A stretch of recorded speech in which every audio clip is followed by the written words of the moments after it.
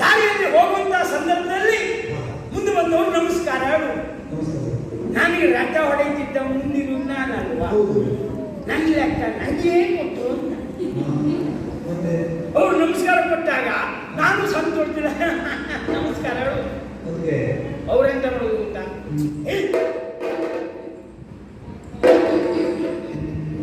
ಮುಂದೆ ಕೂತ್ ನನಗಲ್ಲ ಹಿಂದೆ ಕೂತ್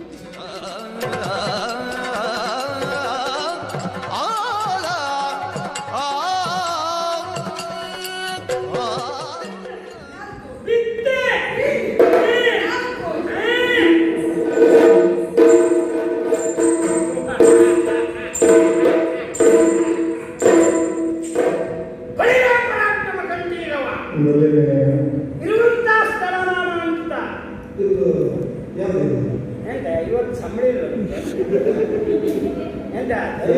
ಗರಂ ಕೆಲಸ ಮಾಡ್ತಾರೆ ಸ್ವಲ್ಪ ಗಟ್ಟಿ ಮಾತಾಡಿ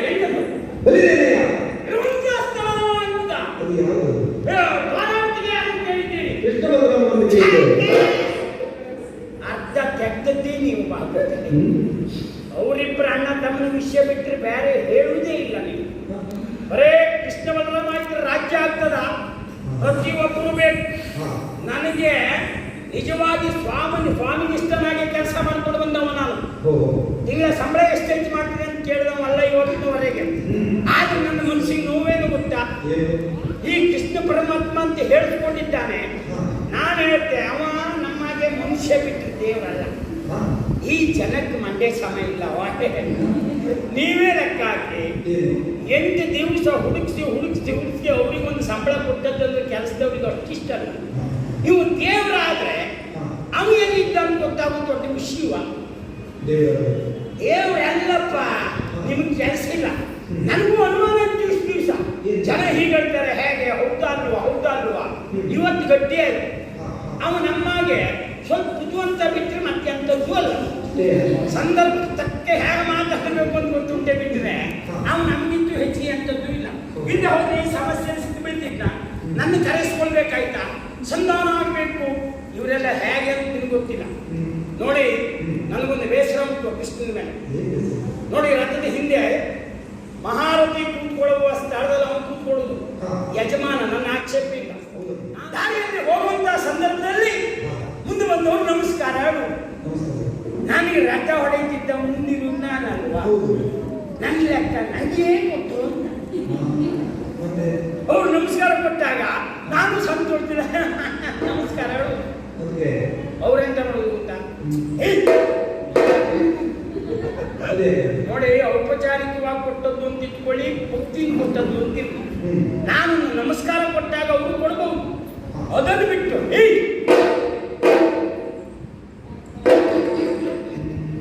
ಮುಂದೆ ಕೂತ್ ನನಗಲ್ಲ ಹಿಂದೆ ಕೂತ್ ನಮಸ್ಕಾರ ಕೊಡ್ಲಿ, ನನ್ನ ಆಕ್ಷೇಪ ಅಲ್ಲ. ನಮ್ಮನ್ನು ಹೀಗಂಬುದೆಂತ ಕರ್ಮ, ಅಷ್ಟು ತಾತ್ಸಾರವ. ಈಗ ಯಾವತ್ತೂ ಹೀಗಾಗಿ ಆಗಿ ಆಗಿ ನನ್ನ ಪರಿಸ್ಥಿತಿ ಏನಿದೆ ಗೊತ್ತಾ, ದಾರಿಯಲ್ಲಿ ಹೋಗುವಾಗ ಪ್ರಾಮಾಣಿಕವಾಗಿ ಯಾರಾದ್ರೂ ನನಗೆ ನಮಸ್ಕಾರ ಕೊಟ್ಟರು ನಾನು ತಿರುಗಿ ನೋಡು ಅಂದ್ರೆ ಹಿಂದೆ ಬದಿಗೆ ಅವ ಇದ್ನ ನಮ್ಮ ಭ್ರಮೆ.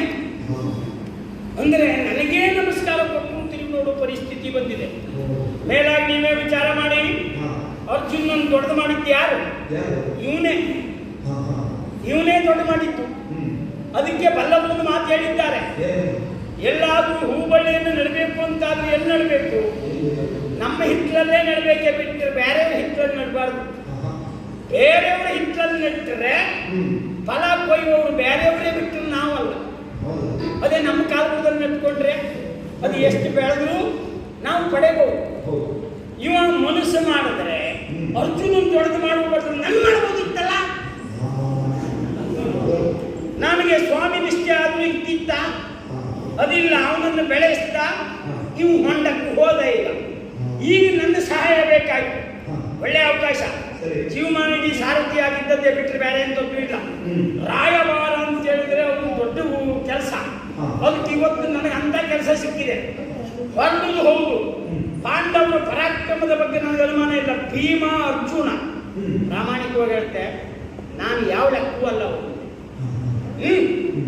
ಅವರು ಮನಸ್ಸು ಮಾಡಿದ್ರು 5 ಕ್ಷಣದಲ್ಲಿ ನನಗೇನು ಸ್ವಲ್ಪ ಜ್ಞಾನ ಇದ್ದೆ ಹೋದವನಲ್ಲ.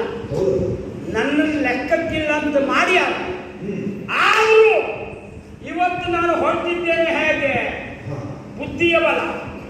ಅವ್ರನ್ನ ಹೇಗೆ ಕೊಲ್ಲಬೇಕು ಅಂತ ನನಗೆ ಗೊತ್ತುಂಟು. ಎಲ್ಲಾದರೂ ನನ್ನ ಮುಂದೆ ಕೈ ಎತ್ತಿದ್ರು ಅಂತಾದ್ರೆ ಅವ್ರು ಹೇಗೆ ಸಾಯಿಸುತ್ತೆ ನಾನು ನೀವೇ ನೋಡಿ. ನೈತಿಕವಾಗಿ ಕೊಲ್ತೇನೆ. ಏ ಭೀಮಾ, ಏರ್ಪುಣ ಯುದ್ಧ ಮಾಡ್ತೀರನಾ ಕೇಳ್ತೆ. ಹೌದು ಅಂತ ಹೇಳಿದ್ರೆ ಯುದ್ಧ ಮಾಡುವಾಗ ಗೋತ್ರ ಸೂತ್ರ ಪ್ರಬಲ 3 ತಲೆಮಾರಿನ ಪಿತೃದೇವತೆಗಳ ಹೆಸರು ಹೇಳಬೇಕು. ಹೇಳಿ ನನ್ನ ಮಕ್ಕಳ ಹೇಳಿ ನೋಡ. ಅಂದ್ರೆ ಒಬ್ಬೊಬ್ಬರು ಒಂದೊಂದು ಅಪ್ಪನ ಹೆಸರು ಹೇಳ್ತಾರ ಅಲ್ಲ. ವಿಚಾರ ಮಾಡಿ ಅವ್ರ ಪರಿಸ್ಥಿತಿ. ಯಾರ ಹೆಸರು ಹೇಳ್ತಾರೆ ಅವರು? ಪಾಂಡು ಸುದ್ದಿ ತಗೊಳ್ಳೋದಿಲ್ಲ, ನಾಮಕಾವಸ್ಥೆ ಅಷ್ಟೇ. ಅಷ್ಟೇ ಬಿಟ್ಟರೆ ಬೇರೆ ಬೇರೆ ಯಾರು ಸುದ್ದಿ ತಗೊಳ್ತಾರೆ? ಅವರನ್ನು ನೈತಿಕವಾಗಿ ನಾವು ಕೊಲ್ಲಿಕೊಂಡು ನಿಮ್ಮ ಅಪ್ಪ ಯಾರು ಕೇಳಿದ್ರೆ ಮಾತಾಡೋ ಪರಿಸ್ಥಿತಿ ಇಲ್ಲ. ಅವರು ಇಲ್ಲ. 5 ಅಪ್ಪಂದಿರ ಹೆಸರು ಹೇಳಬೇಕು. ಎಲ್ಲಾದ್ರೂ ಅವ್ರು ಶಿಕ್ಷೆ ಮಾಡಿದ್ರೆ ಆ ಹೊತ್ತಿಗೆ ಅಪ್ಪನ ಸುದ್ದಿ ತೆಗಿಲಿಕ್ಕೆ ನಂಗೆ ನೆನಪು ಬರ್ದೇ ಹೋದ್ರೆ ನೀವು ಸ್ವಲ್ಪ ನೆನಪು ಮಾಡಿ ಕೊಡ್ಬೇಕು. ಅಷ್ಟೊತ್ತಿಗೆ ನೆನಪು ಮಾಡ್ರೆ ಸಾಕು. ನೀವು ಅತ್ಯಂತ ಬೇಡ ಅದು ನೀವು ಗಟ್ಟಿ ಹಬ್ಬ ಹೇಳ್ಬೇಡಿ. ಮತ್ತೆ ಅಷ್ಟೊತ್ತಿಗೆ ನಿಮ್ಮ ಅಪ್ಪಗೆ ಅದು ಬೇಡ. ಸಣ್ಣಕ್ಕೆ ನಮ್ಗೆ ಗೊತ್ತಾಗ ಅಂದ್ರೆ ಸಾಕು. ಆ ವಿಷಯ ಎತ್ಕೊಳ್ತೇನೆ. ಅದೇ ವಿಶ್ವಾಸ ಬಿಟ್ಟರೆ ಬೇರೆ ಯಾರಿಲ್ಲ. ಆದ್ರೆ ಇಲ್ಲಿಂದ ಹೊರಟವ ನೇರ ಕಾಮ್ಯ ಕಾಮಕ್ಕೆ ಹೋಗುದಿಲ್ಲ ನಾವು. ಯಾಕೆ? ಅಪರೂಪಕ್ಕೊಂದು ಒಳ್ಳೆ ಅಧಿಕಾರ ಸಿಕ್ಕಿದೆ. ರಾಯಭಾರಿ. ನನ್ನ ಪ್ರಚಾರ ನಾನೇ ಮಾಡ್ಕೊಳ್ಬೇಕು, ಬೇರೆ ಯಾರೂ ಮಾಡುವುದಿಲ್ಲ ಸ್ವಾಮಿ.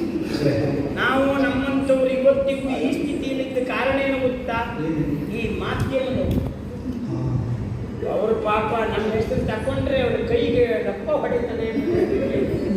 ಹಾಗಾಗಿ ಅವರು ಬೇರೆಯವ್ರದೇ ಪ್ರಚಾರ ಮಾಡ್ತಾರೆ. ಇವತ್ತು ನಾನು ಆಗಲ್ಲ, ನನ್ನ ಪ್ರಚಾರವೇ ನಾನು ಮಾಡ್ಕೊಳ್ಳೋದು. ಏನ್ ಮಾಡ್ತೇನೆ ಕೇಳಿ. ಸಾರಥಿ ಜಾಗದಲ್ಲಿ ನಾನು ಕೂತ್ಕೊಳ್ಳೋದಿಲ್ಲ, ರಥಿಕ ಕೂತ್ಕೊಂಡು ಜಾಗದಲ್ಲಿ ಕೂತ್ಕೊಳ್ತೇನೆ. ಹಾಗಂತ ಕೃಷ್ಣನಲ್ಲಿ ನನ್ನೊಂದು ಸಾರಥಿ ಕೊಡು ಅಂದ್ರೆ ಏನ್ ಹೇಳ್ತಾರೆ ಅವರು? ನಿನಗೆ ಸಂಬಳ ಕೊಡದೆ ಕೇಳು, ಸಾರಥಿ ಕೊಡ್ಬೇಕಾ? ನೀನೇ ನಮ್ಮ ಪರಿಸ್ಥಿತಿ ಲೆಕ್ಕ ಹಾಕಿ ಅದಕ್ಕೆ ಮಹಾರಥಿಗೆ ಕೂತ್ಕೊಳ್ಳುವಲ್ಲಿ ನಾನು ಕೂತ್ಕೊಂಡು ನನ್ನ ಪಾದವನ್ನು ಸಾರಥಿ ಕೂತ್ಕೊಳ್ಳೋ ಸ್ಥಳದಲ್ಲಿ ಇಟ್ಕೊಳ್ತೇನೆ. ಕುದುರೆ ವಾಗೆಯನ್ನು ಅದು ಕಟ್ಕೊಳ್ತೇನೆ. ಅಲ್ಲೇ ಹೀಗಂತ ಅಂದರೆ ರಥ ಹೊಡೆಯುವುದು ನಾನು ಅಂತ ಯಾರಿಗೂ ಗೊತ್ತಲ್ಲ. ಕಾಲಷ್ಟೇ ಅಲ್ಲಾಡ್ತದೆ. ಅದು ಅನುಭವ ಇದ್ದದ್ದು ಹೋಗ್ತದೆ.